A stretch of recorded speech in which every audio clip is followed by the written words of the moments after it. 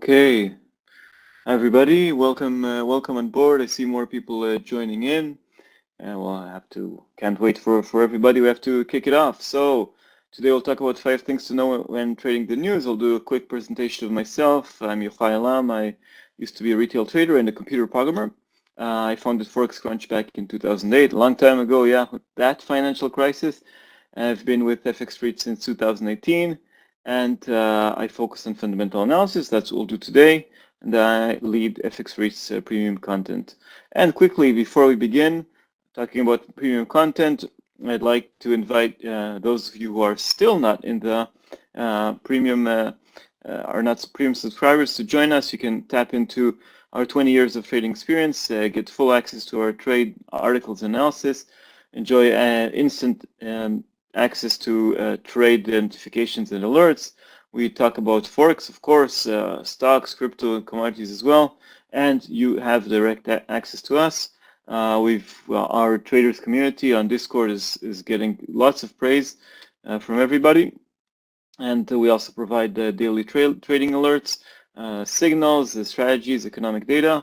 And here are a few of our testimonials.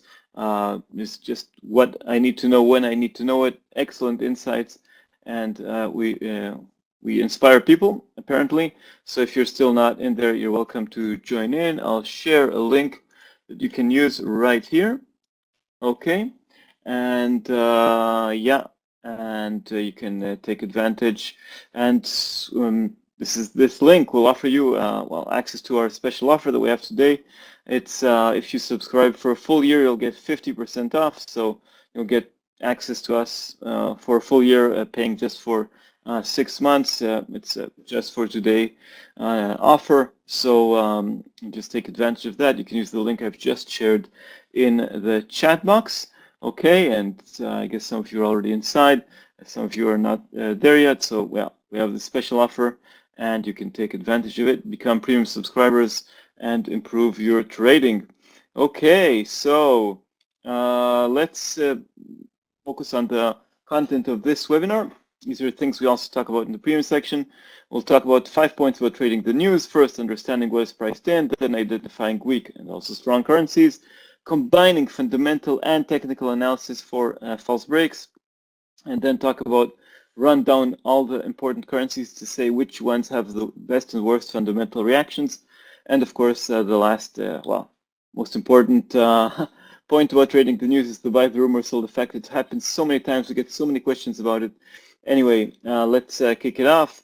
Fundamental analysis basically is about changes in expectations for interest rates. Okay, when interest rates rise, in general, the underlying currency rises, and when it falls, it falls. But markets don't react to the actual change; they react to changes in expectations. Okay, inflation is currently the top issue, and that's the biggest market mover. So when inflation goes up, we expect interest rates to rise, and that boosts the currency. It has more impact than jobs, yeah, even than non-farm payrolls. Okay, but jobs still have a major role in the U.S. So basically, fundamental analysis. What's the basic thing is easy. When the economy is doing well, the underlying currency strengthens. When the economy suffers, the underlying currency weakens. Okay, strong data is good for the currency. Fundamentals make the long-term trends. They are the why markets move. When they are the reason behind the moves. Technicals are more for tactical stuff, for entry points, and fundamentals are for strategy. Okay, so first, the basics, first point, understanding what is priced in. So this is a screenshot from our economic calendar. You have to know what the consensus is to compare it to the actual figure. You'll see it either in green, which is good for the currency on the economic calendar when it's in economic data, and red when it's under expectations. And some events are more important than others. This is an example of an event we had actually this week, the ISM Manufacturing PMI. So it's more important than construction spending. They're published at the same time, but these three arrows, three exclamation points, sorry, here, and the red color means that they're more important than the construction spending. So this is to know what to focus on and what is priced in. Consensus of economists is available in all Forex calendars. Differences are minor. and you need to know which events are important. Another thing to take into account, what is priced in? Rumors. Not all rumors are true. Of course, they're more common in China, where data is, well, raises more eyebrows, and in the UK for some reason. Some rumors are wrong. Some rumors just cause erratic price action that reverses. They're more accurate with political topics because politicians like speaking to the press. It's related to U.S. announcements of whatever, if releasing oil from strategic petroleum reserves, if it's on tariffs, it doesn't matter which administration it comes out, and also things related to Brexit. Yes, Brexit is still not over. It's on the back burner, but it can come back. Another thing to know is change in hints towards releases. This is especially relevant for non-farm payrolls that we have this week. So if the non-farm payrolls consensus is, let's say, 240, but then ADP and FP, we have it coming out really shortly, exceeds expectations, and also the non-manufacturing PMI and its employment component, real expectations are actually higher. So what you see on the calendar is a bit outdated. It's usually non-farm payrolls and not many other things, but it's something to take into account that forecasts and what markets expect don't follow, aren't updated in real time in response to leading indicators. In this case, non-farm payrolls, very relevant for now. Expectations are impacted by ADP figures and by the ISM PMIs, okay? So it's another thing to take into account to understand what is priced in.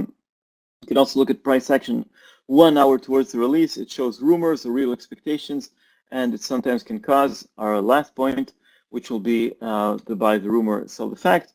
But in general, even if there isn't a buy the rumor, sell the fact, if we have markets moving ahead of the release, it means that after the release, we'll have an even bigger volatility. So it's something to take into account. Okay, that's one point. Let's move on to the second point, identifying currency strength. Okay, so we can, not every news event is worth trading. We can use news events to observe currency strength. Okay, weak currency falls on a marginal miss or makes a dead cat bounce on good data. So this is a weak currency. When we have, let's say, we have, I don't know, stronger non-farm payrolls, and we see it hardly moving. If it's a good figure, or if it's a small miss, it crashes. That means that the US dollar is weak, and it's about, we can use this information to our advantage. A strong currency just needs a very small excuse to jump, and just a minor improvement. And when there's bad data, it says, man, I don't care, shrugging it off, okay? So that's, we can just refrain from entering a trade, observe how markets are moving, and according to that, decide to jump in, or and identify strength and weakness of a currency, and then decide to jump in on the next event. Okay, and we can also use these observations for other things. Okay, let's say we have non-farm payrolls and it comes out weaker than expected, and we see in response to this US data that euro dollar rallies really, really well, but the Australian dollar doesn't do so well. So we can conclude that euro is strong. It's now having a moment of strength, and the Australian dollar is weak. So in the next US release, either buy euro, in the next week US release, buy euro. That will be just a repetition of the same pattern. But if the next strong US release, if the next US release is strong, then we know that the Australian dollar is a vulnerable currency, so we can sell the Australian dollar. Okay, so we observe reaction of currency pairs to one event, and then we repeat it in the next event, taking advantage either buying a strong currency in response to weak US release, or selling a weak currency in response to a strong US release. Okay, again, taking the exact same example, that we already know that the euro is strong and the Aussie is weak, according to non-farm payrolls or whatever else. We can focus on domestic data, in this case for the euro, buy the euro if the data is only okay. If it's only marginally above expectations, well, we know the euro is strong, we know it can rally, okay? And if we have a minor miss in Australian data, that's an opportunity to, that could spark a sell-off in the Australian dollar, because we already learned that the Australian dollar is weak. Okay, so we can use one event to identify strong and weak currencies, and the next event is an opportunity to trade it either if it's a U.S. event or European or Australian event in our example. Okay, let's move to our third point, identifying false breaks. I know this can be a painful point for many traders. Well, I think there's also a difference between currency pairs. Some behave better than others, but we can use fundamental reactions to news events to identify if the false break is just false or not. So currency pairs sometimes break significant levels on news events, but then retreat. So we have a very clear double top even, and then we have a break above this level, 10 pips, and then we're back. Even 15 pips, and then we're back to the same old range, okay? Same thing can happen to the other direction. And we can see if this, in case this breakout, false or not, is a response to a news event, we can observe the data. We can use fundamental analysis to assess if the break is real or not. Okay, so let's say euro dollar breaks higher, and a knee-jerk reaction and then retreats. Okay, we had the euro rising this week, so I guess it's a good example. So if it was in response to a good European release and it still retreats to range, well, maybe we can expect it to follow through higher. So the first break was just testing the grounds, killing those stop loss orders, and then we can expect it to follow through. That the second break will be the real one, so we have a buy opportunity, okay? But if it's a bad figure for the Eurozone, we can understand, okay, this is a false break. It's even better to sell it within the range. So the move higher was a mistake, was just some mess, lots of orders or the opposite, lack of liquidity. And we can understand, okay, this was this was a false break. It's an opportunity to sell it within the range. Okay, let's just, for clarification, because today we have the euro falling, look at the opposite example. Euro dollar breaks to the downside and then retreats. Retreats in this case, bounces back into the range. So if it's a good European release, we can say, okay, this was a false break. We can buy the euro within the range and trade it just range trading. I know range trading can be boring, not as exciting as a breakout, but many of the best trades can be smaller, sure, but many of these best trades are just mean reversion. Just if you have a range and you have a currency pair falling to the bottom, there's a good chance it'll bounce back to the middle, and if it goes to the top, there's a good chance it'll fall back to the middle. Okay, so just to complete the example, on a bad European release, we have an opportunity to sell, to expect a second break that will be the real thing, and take advantage of that. Okay. Other things to think about, to consider when we're looking at false breaks, the larger trend. Look at currency weakness that we talked about just 5 minutes ago. If we know which currencies are strong and which ones are weak, we can use this to our advantage. And how big is the surprise? So if it's a small surprise, if non-farm payrolls beats with 250 instead of 240,000, that's not a big deal. That means the break could be meaningless. But if it's, let's say, 300,000 or 150,000, a big surprise to the upside or the downside, then it's a different story. Okay, just one warning here: watch out for simultaneous releases. Again, we have an excellent example this Friday. If you like trading dollar CAD, I doubt many of you are, but I think it's a good currency pair, but not when there is U.S. jobs report and the Canadian jobs report are published at the exact same time. Okay, yeah, so we mentioned the Canadian dollar, we mentioned the Aussie, we mentioned the euro. Let's talk about currencies, and let's start from the worst. The U.S. dollar to U.S. events. The U.S. dollar is a very, very special currency. It's the world's reserve currency. It's a safe haven, and the U.S. economy is still the largest, despite rapid Chinese growth. There is this risk factor that if the global economy is going down, if it's depressed, money flees into the US dollar, even if US data is horrible. So it's a tricky concept. I know some people struggle with it. In this case, this is not the case right now, luckily, but when we have weak US figures, we have global worries. So money flows into the US as a safe haven. So it's counterintuitive, but basically, the idea is that if the global economy if everybody's falling, we better go to the safest currency, and that's the dollar, the cleanest shirt in the dirty pile, and many other such expressions. Okay, when we have strong US figures, well, all is well. Maybe we will sell the US dollar and we'll take risks. We'll buy the Aussie, we'll buy the Kiwi dollar. That's why in many cases we see US stocks going up, the dollar falling, okay? But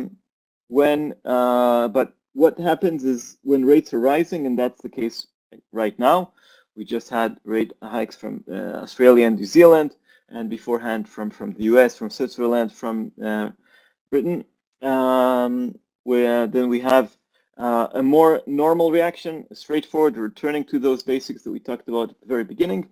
Strong US figures, rate hike is coming sooner and stronger and for longer and for higher, and that makes the underlying currency more attractive, the US dollar more attractive. Okay, we have weak US figures, and the rate hike is coming later. We saw that with this week's poor releases. We saw the dollar losing ground. But I always say market dynamics are dynamic. What works now maybe will not work later on. Okay, so at the moment we have these straightforward reactions. We have figures coming out shortly, and I expect them to trigger a straightforward reaction. Good ones are good for the dollar, bad ones are bad. But again, I'm warning everybody, things can change. Okay, let's move to the pound, the devil's currency. So leaks are not uncommon for economic data. That's one issue. And the pound makes huge moves. We just saw it. It's trading 1,000 pips above the lows recorded just last week. Okay, so we had this crash because of that mini budget in the UK. Then we had the Bank of England buying bonds and the government doing a U-turn. And you never know when these things come out, and you never know how strong the moves will be. It's sometimes compared to an emerging economy or a submerging one. In any case, it's very sharp. Markets tend to front-run events, so you can see half an hour before the UK releases inflation or jobs figures, you can see the pound either falling or rising very fast, and it's really, really crazy. Another problematic currency is the Swiss franc. Since they began raising rates, its behavior has improved, but they're still willing to intervene in markets. The Swiss National Bank, many brokers are still reeling from that Essen bomb when the Swiss National Bank removed the peg removed the floor under Euro Swiss. It was 120, and suddenly, boom, we had that terrible crash. So I would still maybe stay away. It's a bit sharp. It's a bit too harsh for the Swiss franc. It's become more normal, but again, the Swiss franc is also a regional safe haven, attracting funds when the war in Russia's war in Ukraine worsens, and eases. The franc eases when things get better over there. So we have reactions to data. We had this to CPI this week, but it's not that strong. So, and in any case, don't bet against the Swiss National Bank. Let's move on. Let's move on to Japan. So the yen is also a safe haven, more of a regional one, because it tends to strengthen when there is trouble in Asia. Like this week, we had North Korea firing a missile, or the Chinese economy suffering. Not as much as a safe haven as it used to be. The dollar remains number one, but still there is a lot of Japanese money outside, and money tends to come back to Japan when in times of trouble. And another reason is that U.S. yields are correlated with the dollar yen. So if we look at, if you want to trade dollar yen, it's best to trade it with U.S. events. It's the best pair to trade with U.S. events, but not with Japanese events. Now, the Bank of Japan just intervened for the first time. It intervened to strengthen the currency for the first time in 24 years. That also makes it a more problematic. I would mention the 145 line. Okay, 145 is where they intervene. So if you get close to that, expect fear of intervention or real intervention to have more impact than fundamental Japanese figures. That's for sure. Okay. Yeah. So let's move on. The Canadian dollar. Talked about it just before this section. I think it moves very well in Canadian events. Again, not when figures are released at the same time, but still moves when the Canadian figure is released on its own. CPI, retail sales, jobs figures in Canada, where we tend to see a straightforward reaction, and it also gives investors and retail traders time to enter, to understand the figure, move on, and buy or sell, and enjoy an extension of that trend. Okay, another good thing I like about the Canadian dollar is that politics are ignored. Canadian politics are very boring, so you don't have to fear that much like when trading the pound. Yeah. Again, watch out for simultaneous events. Just want to reiterate that. Yeah. The Australian dollar, I like it a lot. I think it moves sharply, not as much as the pound, but moves more than the euro, moves more than the yen. It moves in response to Chinese releases. The Australian economy is very dependent on metal exports to China. Very good reactions. I would say that sometimes Chinese releases have more impact on the Aussie than Australian figures. Moves are not necessarily sustained in the European session, so if, like me, you live here in Europe or in the US, I mean, you have to see, okay, the Australian dollar moved in response to some Chinese or Australian figure 5 hours ago, late at night, and I'm just waking up now. Maybe it's too late to trade that. The moves are not sustained in the session. Okay, euro dollar. Fundamental trading is best with German events. Germany is the largest economy, so the manufacturing PMI in Germany has more impact than the Eurozone PMI. Other surveys are significant, and the inflation figure is significant. We do have sometimes erratic reaction and zigzags, but yeah, and it's also sensitive to debt crisis news, but less to peripheral bonds than beforehand. I feared we would have some kind of an issue with Italy now that there's a new government that is less Europhile, but so far so good. So I would say if you're trading the euro on European events, stick to German ones, and politics are not that important. Okay, yeah. Okay, and finally, we've reached the last part of this presentation before we open the floor to questions. The number one phenomenon in these markets is buy the rumor, sell the fact. There's even a book about that. So, and then we see currencies go against the expected direction. So the Federal Reserve raises rates by 75 basis points and the dollar falls. Why? The answer is it was already priced in. There was already a rumor, in this case not a rumor, but everything is already priced in. And sometimes if you see a currency front-running an event, then investors are expecting even more. So if we expect a weak figure and it comes out below expectations, then the trend can extend. But if it just comes out as expected, then it's not good enough, and we see a reversal of the move before the event. Okay, so to see an extension of the rumor, we need to have extraordinary data. Okay, because expectations are already very, very high. All right, buy the rumor, sell the fact. It happens with Brexit announcements, with political stuff, and most Fed moves are well telegraphed. We did have an exception with that back in June when the Fed decided to change its mind at the last moment, but it wasn't the last moment like the RBA this week. It was more like I telegraphed it 2 days in advance to the Wall Street Journal, and that's why we had that's why we had the dollar fall despite a higher than expected rate hike. Okay, so I guess that's it. I know it's a lot of material in a short span of time, and you're welcome to ask any questions that you wish. I'll take advantage once again while we wait for questions to remind you that you can use the link above in the chat to take advantage of our special offer 50% off on our premium service. You can ask me and my colleague Tomas any questions you would like. We respond, we follow up, we accompany traders, and we have lots of other stuff in our premium section, such as signals and in-depth analysis and all kinds of other things. What about gold? Yeah, so I didn't talk about gold, but I'm glad you asked.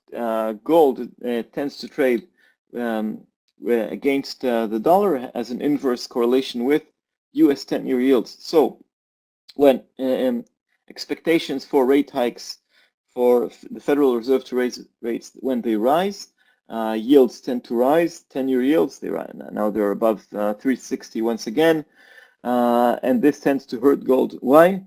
Because gold has no yield. So when you're comparing two assets perceived as safe, to make it a bit, to put a caveat there. So we have, on one hand, gold seen as a safe asset, and then the other hand, US 10-year debt, the world's benchmark. When you have yields on 10-year debt rise, you see gold falling, and the other way around. When you had just yesterday and on Monday, we saw yields fall because US data was weak and expectations for rate hikes fell. We saw gold rallying very hard.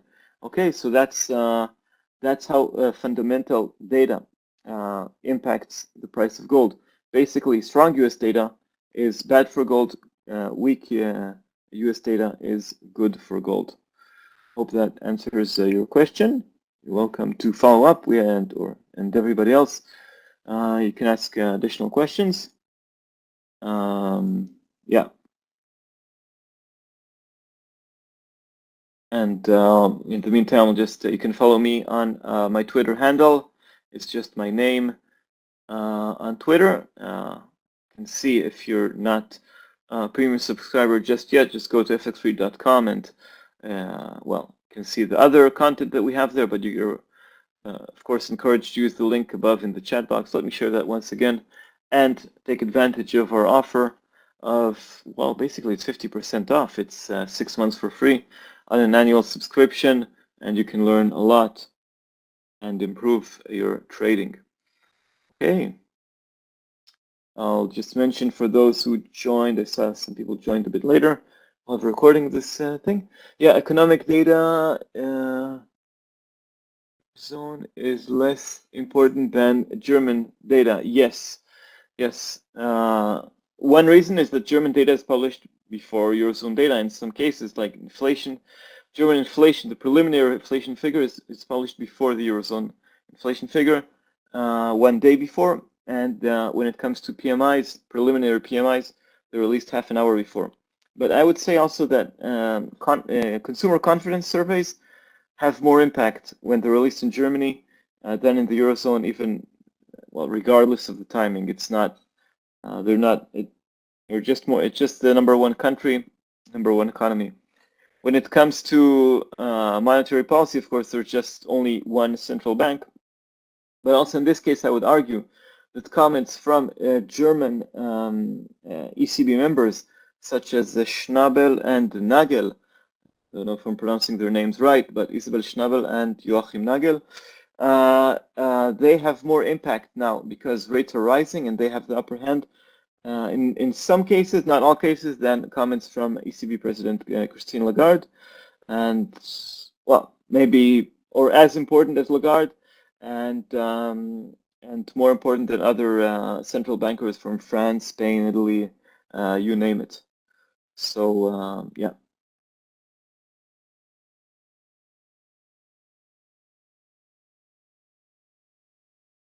All right, any additional questions? Oh, I see we've reached our time limit, even surpassed it by just a bit. Anyway, I hope you guys and girls have learned something new. And again, you're highly encouraged to use this link I shared and join our premium service if you're not there yet. I see here some familiar faces, and yeah, safe trading, and yeah, we still have lots of action in markets. Volatility is crazy, and yeah, that's it. Okay, so thank you very much. I hope you've enjoyed it and learned something new. Hope to see you soon, either in the premium service where you can contact my colleague Tomas and myself directly, or just elsewhere. All right. Thank you very much. See you and bye bye.